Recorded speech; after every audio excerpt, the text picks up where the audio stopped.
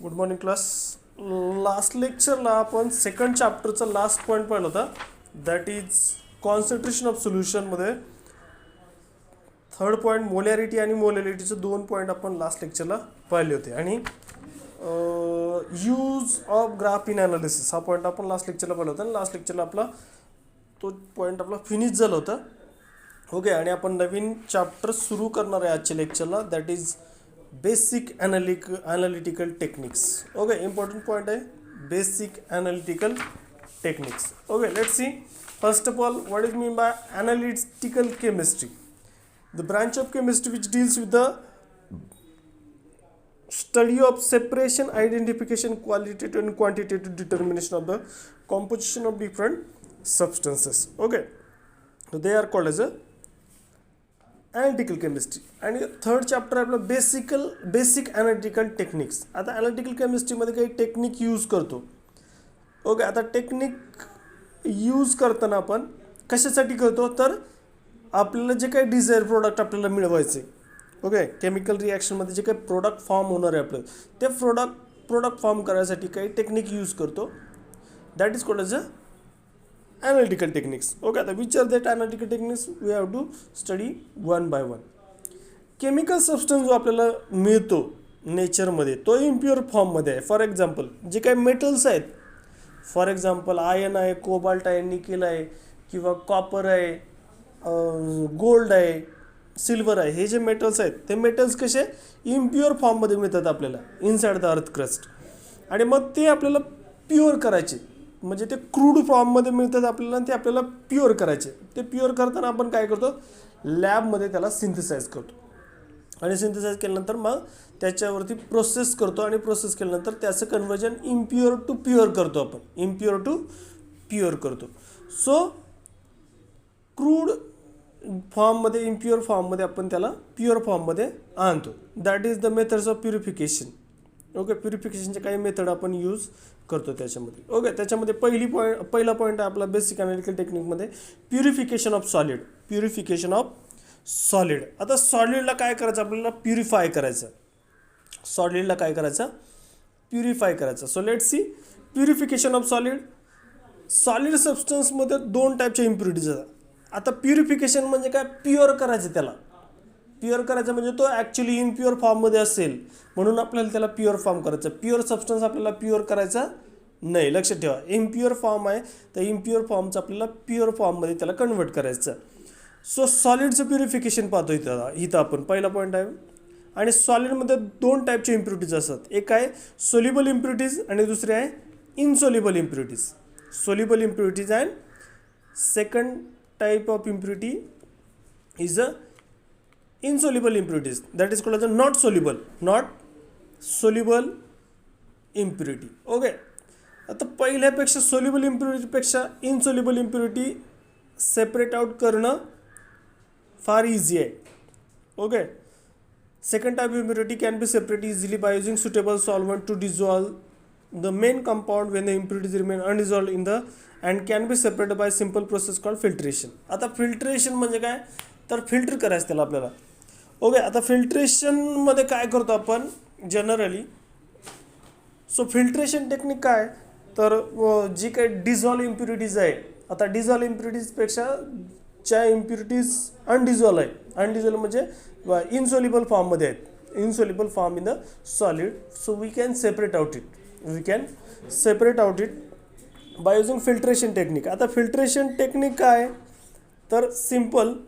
याच्यामध्ये काय करतो आपण, separation of mixture of water and sand by simple filtration. आता ह्याच्यामध्ये एक्झाम्पल त्यांनी सँड अँड वॉटरचं दिले. आता सँड अँड वॉटरचं एक्झाम्पलमध्ये काय दिले त्यांनी, फनेल घेतला आहे. ओके, आता फनेलला काय करायचं, फनेलवरती फिल्टर पेपर कोन शेप करायचा, फिल्टर पेपरचा फनेलवरती फिल्टर पेपर पुट करायचा आणि त्याच्यामध्ये वॉटर आणि सँड म्हणजे वाळू आणि वॉटर आहे, पाणी आहे त्याच्यामध्ये, ते आपल्याला सेपरेट आउट करायचं. सो तो फनेलमध्ये काय करणार, आपण फिल्टर पेपर पुट करणार आणि त्याच्यामध्ये हे मिक्सचर आपण टाकणार त्या फनेलच्या फिल्टर पेपर जिथे आहे तिथे. वरती असेल तो रेसिड्यू असेल, खाली असेल तर फिल्ट्रेट येईल. म्हणजे खाली जे घेतलं आपण बीकर जर लावला आपण त्याच्यामध्ये, तर खाली जे येईल त्याला म्हणायचं फिल्ट्रेट आणि वरती जे राहील त्याला म्हणायचं रेसिड्यू. ओके. सो इथं आपण हे सेपरेशन टेक्निक यूज करू शकतो, that is the filtration. So separated by simple process, here that process is called as a filtration process. Okay. The insoluble part remaining on the filter paper, filter paper वरती जो insoluble part असेल that is called as a residue, and the liquid collected in the beaker is called as a filtrate. खाली जो आहे तो खाली liquid फॉर्ममध्ये असेल that is called the filtrate, आणि वरती जो असेल रेसिड्यू किंवा सेमी सॉलिड टाईप ऑफ असेल किंवा सॉलिड असेल that is called the residue which is on the filter paper, which is on the filter paper. Okay, that was the first technique. Now second, filtration under suction. Filtration under suction. Okay, filtration is carried out using a vacuum pump. It is called as a filtration under suction. आता vacuum pump use करतो आपण त्याच्यासाठी. It is the faster and more efficient technique than the simple filtration. Okay, it is a faster and more efficient technique. एक diagram दिली तुम्हाला पहा, याच्यामध्ये diagram पहा तुमच्या लक्षात येईल. ही डायग्राम दिली त्याच्यामध्ये. Okay, this is called suction pump आहे, वरती बकनर फनेल आहे, बकनर फ्लास्क आहे, रबर ट्यूब त्याला अटॅच आहे. ओके, इथं फिल्टर पेपर टाकला आहे, तो फिल्टर पेपरला पोर्स आहेत आणि तो थोडासा मॉइश्चर केला आहे आणि रबर ट्यूबिंग आहे याच्यामध्ये. सो याच्यामध्ये